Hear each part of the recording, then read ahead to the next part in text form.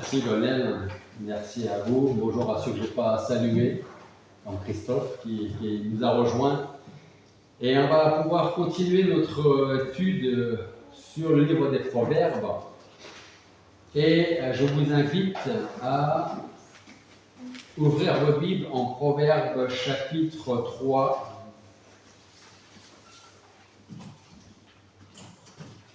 Proverbes chapitre 3.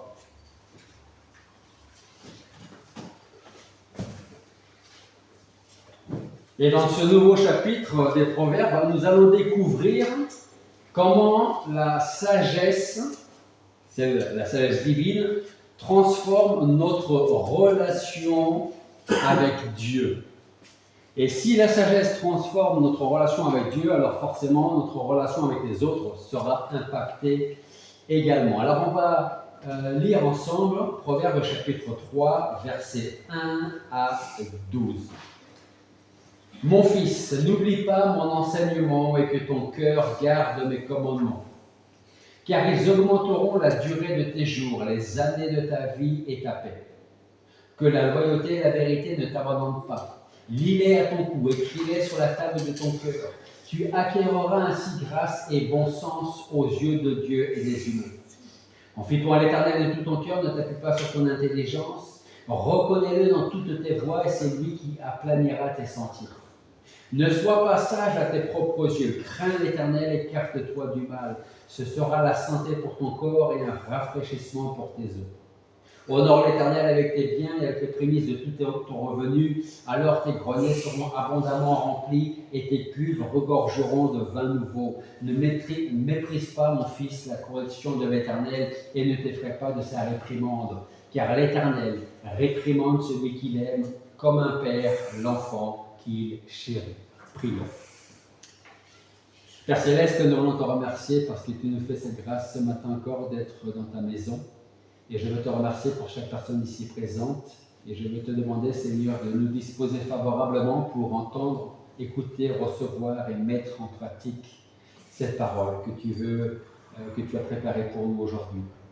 Et je veux te prier pour tous ceux qui vont l'entendre par la suite, Seigneur, qu'ils puissent être touchés également et que nous puissions vraiment prendre pleinement conscience que cette sagesse que nous découvrons dans ce livre des Proverbes, c'est notre Seigneur Jésus-Christ qui a été fait sagesse, ta sagesse pour nous. Alors merci de préparer nos cœurs à ta parole, merci de nous disposer favorablement. Et c'est en ton nom que nous te prions. Amen. Alors si nous devions faire un petit rappel de pourquoi le livre des Proverbes a-t-il été écrit, je dirais que c'est pour nous instruire. Et on pourrait aussi dire, comme tout le reste de la parole de Dieu dans tous les livres. Mais j'ai l'impression que le livre des Proverbes va un peu au-delà de ça encore. Et je pense que Dieu nous l'a donné pour nous guider dans la vie quotidienne. Parce que la sagesse, on l'a vu depuis quelques semaines maintenant, c'est vraiment quelque chose dont on ne peut pas se passer. Et nous allons voir que le chapitre 3 met l'accent sur l'importance de se souvenir des enseignements de Dieu, de vivre avec intégrité et de placer sa confiance en lui. Dans Proverbe 3 nous dit très concrètement qu'il nous faut écouter l'Éternel, accepter ses corrections, et lui rendre tout ce qui lui est dû, comme la confiance, l'amour, la crainte, l'honneur, parce que c'est là qu'est la source du seul et vrai bonheur. Alors, si nous voulons bien comprendre le chapitre 3, comme presque tout le livre des Proverbes, alors nous devons nous souvenir de ces deux passages qui sont 1 Corinthiens 1,24, qui nous dit que pour ceux qui sont appelés, tant juifs que grecs, Christ est la puissance de Dieu et la sagesse de Dieu. Et l'autre passage qu'il faut retenir, c'est Colossiens chapitre 2, verset 3, qui nous dit qu'en Christ sont cachés tous les trésors de la sagesse et de la connaissance. Et c'est seulement en gardant cette vérité en nous que nous pourrons comprendre pleinement ce que Dieu nous dit ici, dans le chapitre 3, on va étudier en partie ce matin, et dans toute sa parole, quand nous lisons sa parole. Alors, on va s'attarder quelques instants sur les 4 premiers versets de notre passage, qui nous dit « Mon fils, n'oublie pas mon enseignement. » N'oublie pas mon enseignement, cela implique qu'il y a eu un enseignement. « Et que ton cœur garde mes commandements. Car ils augmenteront la durée de tes jours, les années de ta vie et ta paix. Que la loyauté et la vérité ne t'abandonnent pas.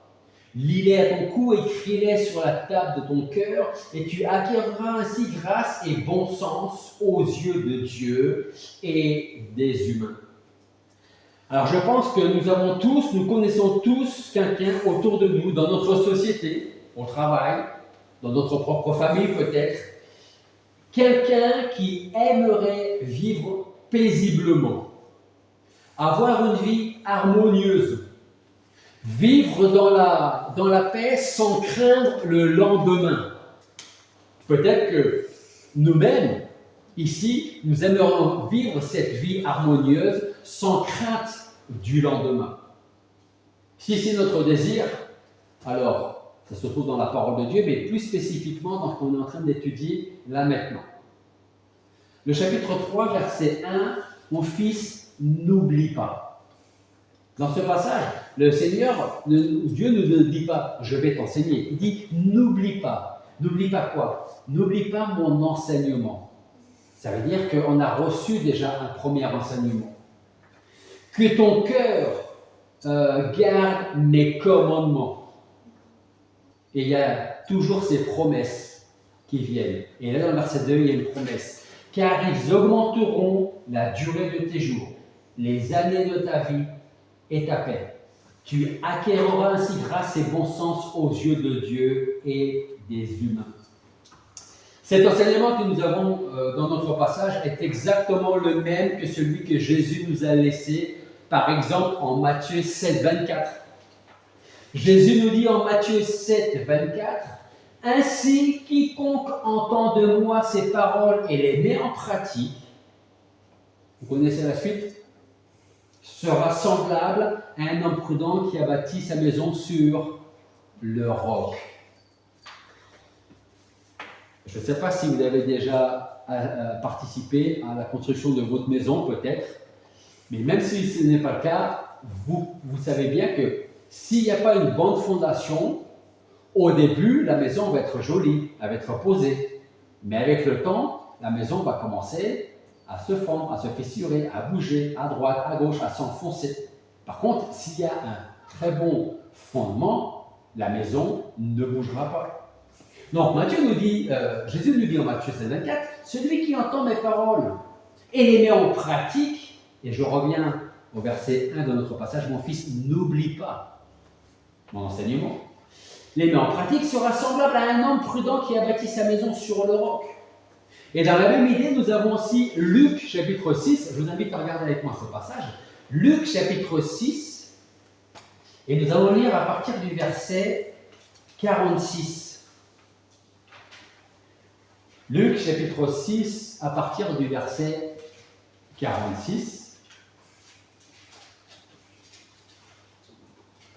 Et j'aime bien comment le Seigneur commence à nous parler dans ce passage, dans ce verset 46. Luc 6, 46. Et le Seigneur dit et nous dit, « Pourquoi m'appelez-vous Seigneur, Seigneur, et vous ne faites pas ce que je vous dis? Tout homme qui vient à moi entend mes paroles et les met en pratique. Je vous montrerai à qui il est semblable. Il est semblable à un homme qui bâtit une maison. Il a creusé profondément et posé le fondement sur le roc. Une inondation est venue et le torrent s'est rué contre cette maison sans être capable de l'ébranler, parce qu'elle était bien bâtie. Mais, verset 49, celui qui entend et ne met pas en pratique est semblable à un homme qui a bâti sa maison sur la terre, sans fondement ou sur le sable, selon les versions que vous avez. Le torrent s'est relevé contre elle et aussitôt elle s'est écroulée et la ruine de cette maison a été grande. Proverbe 3.1, mon fils, n'oublie pas mon enseignement. Ce qui est formidable avec le Seigneur, c'est le fait que Jésus n'est pas seulement un enseignant. Il est plus que cela. Il est la parole même de Dieu. Et écouter ses enseignements, c'est comme si on écoutait Dieu le Père lui-même. En fait, Jésus, qu'est-ce qu'il est en train de nous dire dans les derniers passages qu'on vient de lire? Il nous dit que l'obéissance à ses paroles est la base d'une vie bien meilleure, en tout cas inébranlable. Inébranlable. Tout homme qui vient à moi, qui entend mes paroles, qui les met en pratique. Il a creusé profondément et posé le fondement sur le roc et sa maison a tenu. Ça ne veut pas dire qu'il ne pouvait pas avoir peur, qu'il n'y avait pas des craintes, mais la maison, elle n'a pas bougé. Pourquoi? Parce qu'elle était posée sur le roc.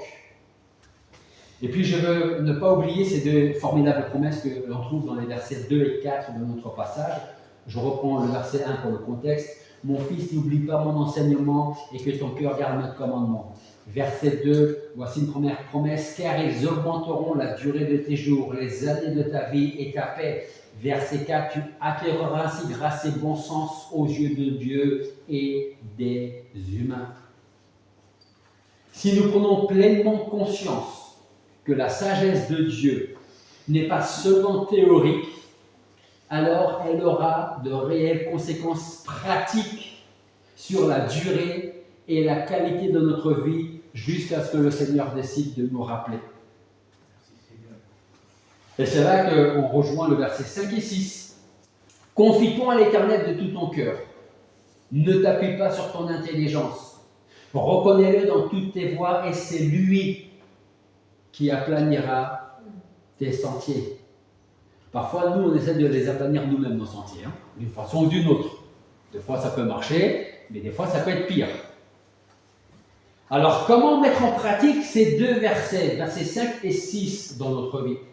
Et d'ailleurs, que faut-il comprendre concrètement avec ces mots? Confie-toi en l'Éternel de tout ton cœur. Est-ce que quelqu'un peut me dire comment il peut, s'il devait expliquer ces quelques mots à un jeune enfant?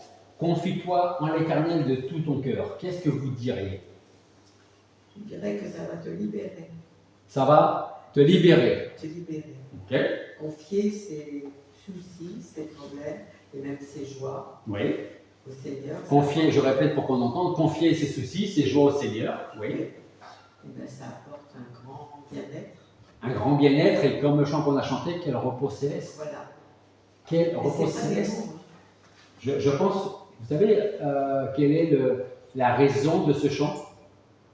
C'est un homme qui a envoyé sa femme et ses enfants pour, je crois, traverser l'Atlantique, sauf que le bateau n'est jamais arrivé, il a coulé. Et le père, en refaisant la traversée, le bateau sur lequel il était s'est arrêté pour avoir, je pense, 1 minute de silence pour ceux qui étaient là. Et lui qui a perdu toute sa famille, il est capable de d'écrire un chant comme celui qu'on vient de chanter. Quel repos céleste, Jésus, d'être à toi. J'ai plus ma famille, mais je t'ai toi. Ça, c'est quelque chose, confie-toi en l'Éternel de tout ton cœur. En tout cas, ce que ça ne veut pas dire, certainement ne pas compter sur sa propre compréhension ou intelligence. Se confier en Dieu signifie reconnaître que ma sagesse est tellement limitée dans les difficultés que je peux rencontrer. C'est pouvoir dire, Seigneur, je ne comprends pas tout, mais je veux m'appuyer sur toi, je veux me confier en toi et en toi seul. Un peu à l'exemple d'Abraham. Et je vais prendre un petit peu de temps avec Abraham parce que je trouve que Abraham, son histoire va très bien avec les versets 5 et 6 de notre passage. Abraham a quitté son pays sans savoir où il allait. Qui aimerait prendre l'aventure comme Abraham et que Dieu nous dise, prends tes affaires, commence la route et je te dirai après où tu vas. Notre nature aimerait plutôt savoir, Seigneur, moi je veux dessus, j'ai totalement confiance en toi. Mais si quand même tu pouvais me dire où est-ce qu'on allait, juste comme ça, que je sache, que je me prépare. Abraham n'a pas demandé un seul moment, il s'est certainement posé la question. Mais à aucun moment, il ne s'adresse au Seigneur en disant « Je veux bien, mais dis-moi d'abord où est-ce qu'on va ?» Il l'a fait simplement parce que Dieu lui avait demandé de le faire. Confie-toi en l'Éternel de tout ton cœur. Abraham avait une confiance sans réserve, sans arrière-pensée. Ce n'était pas une confiance partielle ou conditionnelle. Je veux bien te faire confiance à condition que tu me dises où est-ce qu'on va. Ça, c'est la nature humaine qui parfois veut nous faire dire ces choses-là. Je veux bien, et Seigneur, tu connais mon cœur, tu sais que je veux te faire confiance, mais j'aimerais quand même savoir où ou pourquoi. En fait, Abraham avait remis totalement sa vie entre les mains du Seigneur. Et quand je dis sa vie, ce sont aussi ses projets, mais aussi ses inquiétudes à Dieu. Et je vais me souvenir, et je vous invite à regarder avec moi Genèse chapitre 22. Je vais me souvenir de ce passage où Abraham a été mis à l'épreuve par Dieu en devant sacrifier son fils bien-aimé Isaac. Genèse chapitre 22.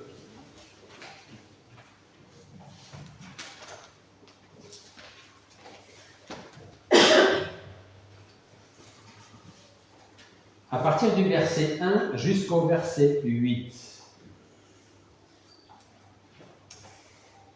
Après ces événements, Dieu mit Abraham à l'épreuve et lui dit, Abraham, il répondit, me voici.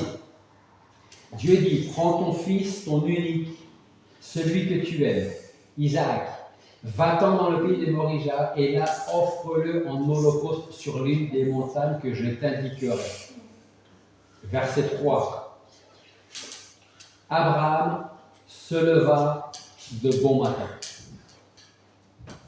Il s'élève son âme, prit avec lui ses deux jeunes serviteurs et son fils Isaac. Il fendit du bois pour l'holocauste et partit pour se rendre à l'endroit que Dieu lui avait indiqué. Nous avons ici, avant de lire la suite, une obéissance parfaite et immédiate et sans condition. Il se lève de bon matin. Il aurait pu faire traîner dans la journée. Il se lève de bon matin.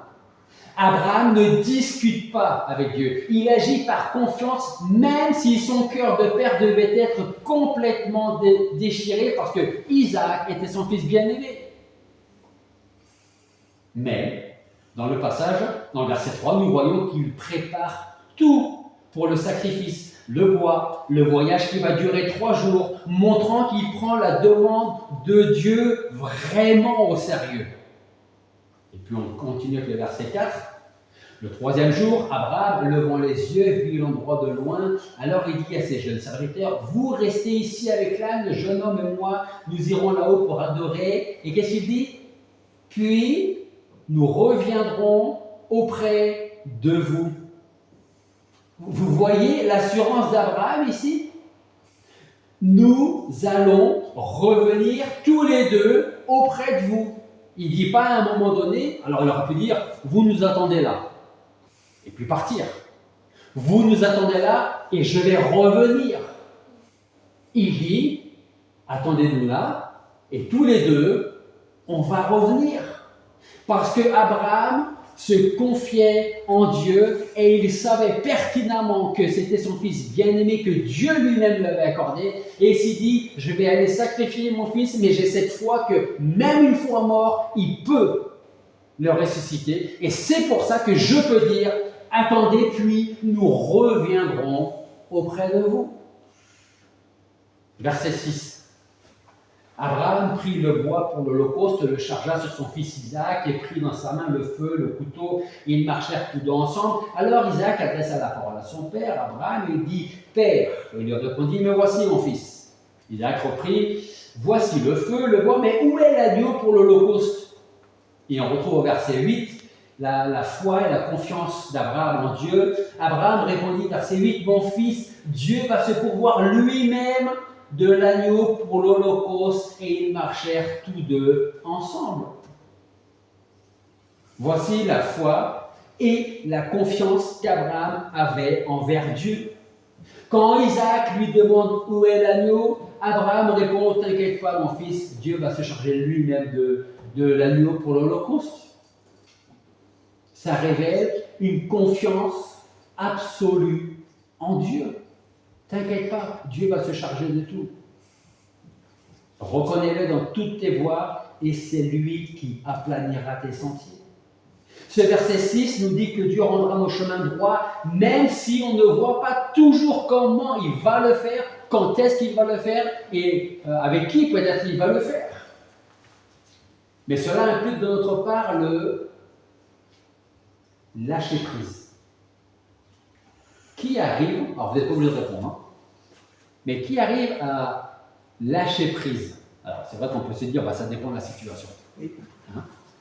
Mais de manière générale, ce n'est pas tellement facile de lâcher prise. Hein, parce que quand on lâche pas prise, ben, on peut toujours essayer, en tout cas on le pense, de changer les événements, de changer les choses. Mais quand on lâche prise, ça veut dire je ne m'en occupe plus, donc c'est quelqu'un d'autre qui va s'occuper de l'affaire, des circonstances à ma place.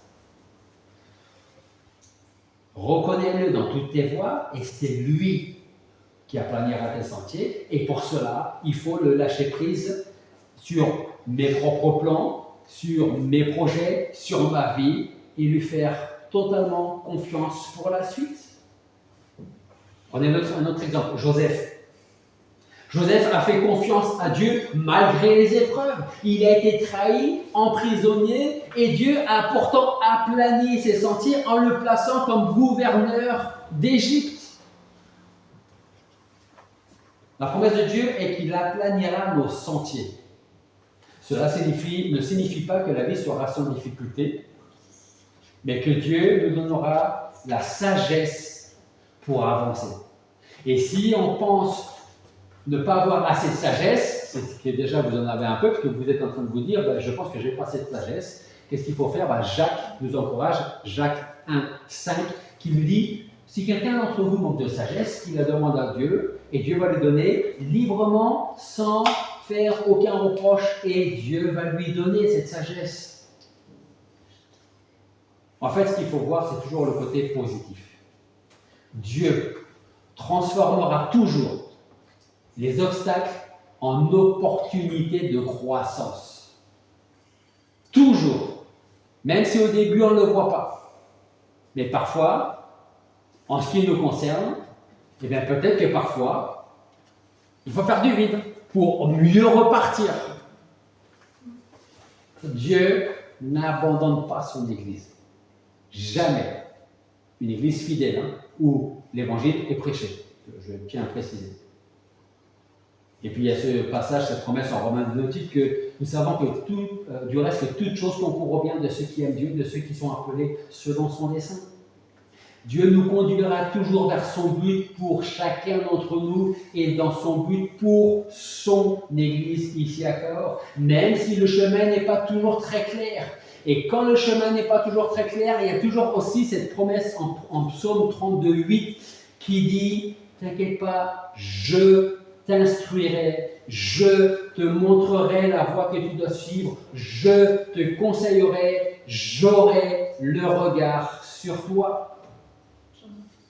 Fais-moi confiance. » Et puis il y a Ésaïe, chapitre 26, versets 3 et 4, qui nous dit « À celui qui est ferme dans ses dispositions, et pour être ferme dans ses dispositions, il faut faire totalement confiance à Dieu. » Et là, on est ferme. Tu assures la paix parce qu'il se confie en toi.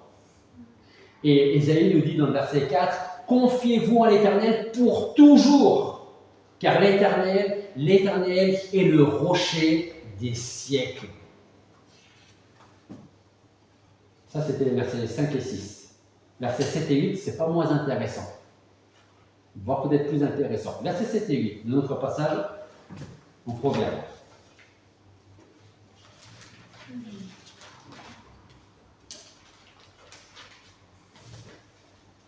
Versets 7 et 8. Ne sois pas sage à tes propres yeux, crains l'Éternel, écarte-toi du mal. Ce sera la santé pour ton corps et un rafraîchissement pour tes os. Nous avons encore ici une grande promesse, la fin du verset 7 et le verset 8. Écarte-toi du mal, ce sera la santé pour ton corps et un rafraîchissement pour tes os. Vous savez, quand David avait péché, qu'il savait qu'il avait péché, il disait, tant que je ne disais rien, eh bien, j'étais mangé de l'intérieur. Tout ce qu'on peut imaginer. J'étais consumé de l'intérieur. Mais le jour où je t'ai confessé tous mes péchés, j'ai été délivré. Et là, les versets 7 et 8 nous disent, ne sois pas sage à tes propres yeux, crains l'Éternel, écarte-toi du mal, ce sera la santé pour ton corps et un rafraîchissement pour tes os. Le mal, pour ne pas dire le péché, nous prive des bénédictions de Dieu. Par contre, Dieu, dans ce passage, dans ces versets, promet la santé et le rafraîchissement à ceux qui le craignent et fuient le mal. Mais si nous persistons dans le péché, nous nous privons de ces bénédictions. Donc la fin du verset 7 et le verset 8 nous dit « écarte-toi du mal ». Et vous savez, ce n'est pas toujours facile à faire. Et qu'est-ce qu'on a besoin de faire pour que ça devienne plus facile? On a besoin de prier. Et là, on va rentrer dans des études scientifiques. C'est très intéressant. Vous allez voir pourquoi. Tout d'abord, ce verset, écarte-toi du mal, ce sera la santé pour ton corps et rafraîchissement pour tes os. Quand nous fuyons le mal, nous évitons la culpabilité, l'anxiété et le stress qui accompagnent le péché. Ok? Et je vais rentrer dans des études, c'est pas moi, dans des études scientifiques, tenues par des scientifiques non croyants, non chrétiens. Écoutez bien. Des études scientifiques démontrent que les personnes qui vivent dans la paix et la gratitude ont souvent une meilleure santé physique. Je vais dans Proverbes chapitre 4, que Dieu voulant on étudiera plus tard. Proverbes 4, versets 20 à 22, nous dit très clairement « Mon fils, sois attentif à mes paroles, tends l'oreille à mes discours, qu'ils ne s'éloignent pas de tes yeux. Garde-les dans le fond de ton cœur, car ils sont la vie pour ceux qui les trouvent, et pour tout le corps, c'est la santé. » S'éloigner du mal permet à l'Esprit de Dieu de nous renouveler et de nous restaurer spirituellement. D'où le psaume 23, verset 3. « Il restaure mon âme, il me conduit dans les sentiers de la justice à cause de son nom. » Alors, nous pourrions nous poser la question de savoir comment s'éloigner du mal au quotidien. Eh bien, tout d'abord, et je vais revenir après sur mon étude scientifique, ne vous inquiétez pas. Comment s'éloigner au quotidien? Tout d'abord, il faut identifier le mal dans notre vie. Ce n'est pas toujours très clair. C'est pour ça qu'on a demandé au Saint-Esprit, ouvre-moi les yeux, mon intelligence, ma compréhension, pour que je sache où je pêche. Donc, identifier le mal dans notre vie, c'est-à-dire prendre le temps de réfléchir en se posant les bonnes questions. Quels comportements, habitudes ou même influences dans ma vie peuvent m'éloigner de Dieu? Si nous devons lutter contre la colère, alors prions pour que Dieu nous aide à répondre avec douceur. Proverbe, toujours, 15.1. Une réponse douce calme la fureur, mais une parole blessante excite la colère. On a besoin aussi parfois de remplacer le mal par le bien. On nous a fait du mal, qu'est-ce que je pourrais lui faire en retour? Ça tourne, des fois. Hein. Si on m'a fait du mal, c'est d'aller... si on m'a fait du mal...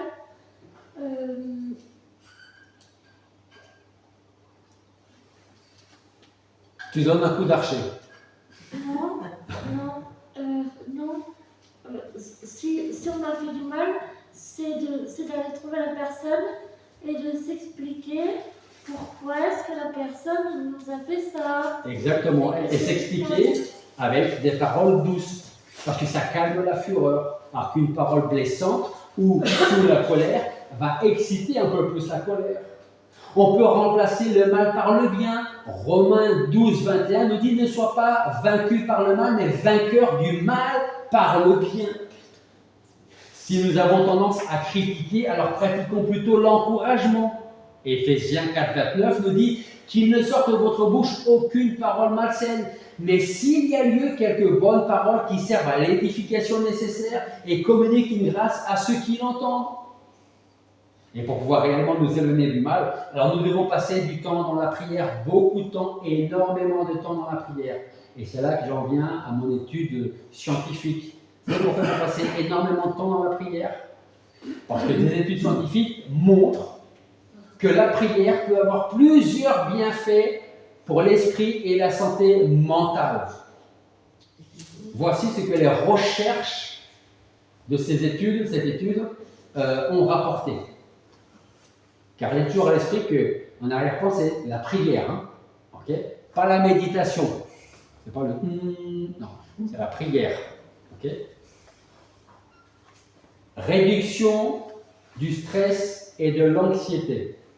Et ils disent, tout ce que je vais vous lire maintenant, c'est l'étude. Hein. Réduction du stress et de l'anxiété. La prière favorise un état de pleine conscience, ce qui aide à réduire le stress, l'anxiété et les pensées négatives.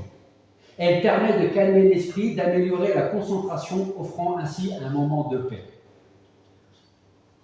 Deuxième point. Grâce à la prière, amélioration de la santé mentale et émotionnelle. Si vous voulez, je pourrais vous faire passer l'étude si ça vous intéresse. Les personnes qui prient régulièrement ont souvent une meilleure santé mentale, sont moins sujettes à la dépression et développent une plus grande résilience émotionnelle. La prière encourage aussi l'autocompassion et une attitude bienveillante envers soi-même. Troisième bienfait de la prière. Activation du circuit de la récompense cérébrale. Des études en neurosciences ont montré que la prière active le circuit de la récompense dans le cerveau. Alors, vous me direz, je m'adresse aux deux infirmiers qu'on a ici à l'église, si je utilise bien le terme, avec alors, là-haut, il y a ce qu'on appelle le noyau accumbens. Ça vous parle? A-2-C-U-M-B-E-N-S. Accumbens, peut-être. Bon, on a tout ça là-haut, en tout cas. Oubliez le terme, c'est pas grave, mais on a tout ça là-haut. Ce qui procure une sensation de bien-être et de plaisir, toujours grâce à la prière. Similaire à celle ressentie lors d'expériences positives comme la joie ou la gratitude. Quatrième effet positif de la prière. Effet positif sur le cerveau et le corps.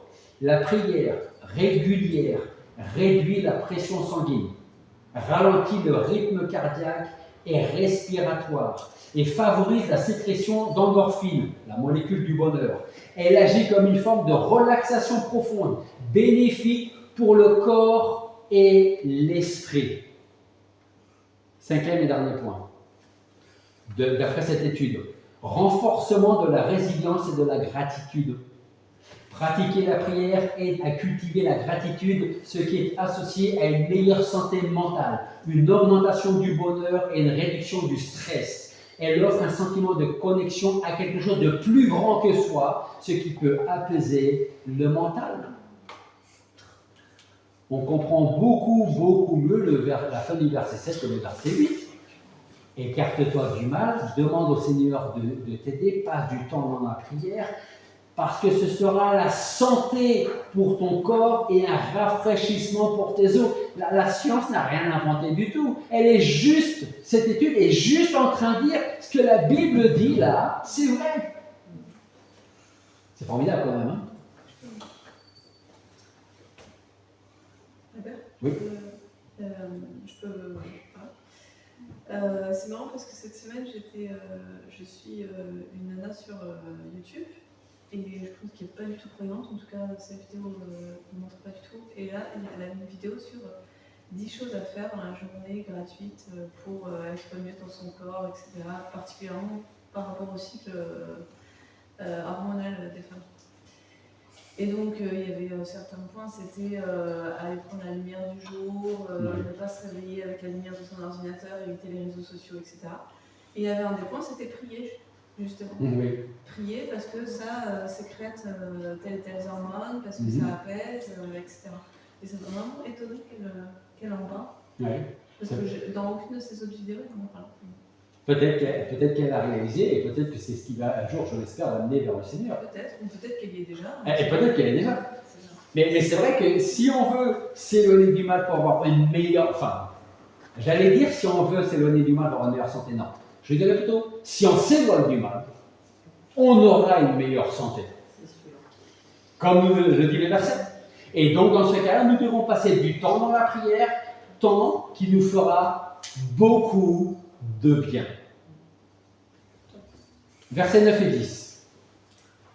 Honore l'Éternel avec tes biens, avec les prémices de tout ton revenu, alors tes greniers seront abondamment remplis et tes cuves regorgeront de vin nouveau. Ce passage nous encourage à le reconnaître la souveraineté de Dieu sur tout ce que nous possédons. Honore l'Éternel avec tes biens signifie lui offrir le meilleur de ce que nous avons en signe de gratitude et de confiance. Et en agissant ainsi, Dieu promet de bénir le reste de nos ressources symbolisées, comme on le voit dans le verset 10, alors tes greniers seront abondamment remplis et tes cuves regorgeront de vin nouveau. Mais pour que le verset 10 s'accomplisse dans nos vies, dans ma vie, il faut que je mette en pratique le verset 9. Versets 11 et 12. Ne méprise pas, mon fils, la correction de l'Éternel et ne t'effraie pas de sa réprimande, car l'Éternel réprimande ceux qu'il aime, comme un père l'enfant qu'il chérit. Personne, enfant ou adulte, n'aime la correction. Pourtant, chez les enfants comme chez les adultes, elle est parfois nécessaire. Pourquoi ? Parce que la correction de Dieu envers ses enfants n'est pas un acte de colère ou de rejet, bien au contraire. C'est une preuve de son amour et de son engagement envers nous. Et je suis en train de penser à Luciano, son nom de famille, Bianco. Non. Si, c'est Bianco, non? Bon, Luciano. Bianco, c'est à Marolles et Ouais. lui, il est à Toulon. En tout cas, Luciano, il dit de lui-même qu'il c'est tête de pioche. Okay? C'est-à-dire qu'il est comme ça. C'est lui qui le dit. Hein. Voilà, c'est un pasteur et il dit moi je suis un peu tête de pioche des fois. J'y vais et après je réfléchis.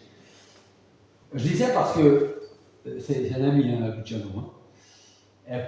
Personne n'a la correction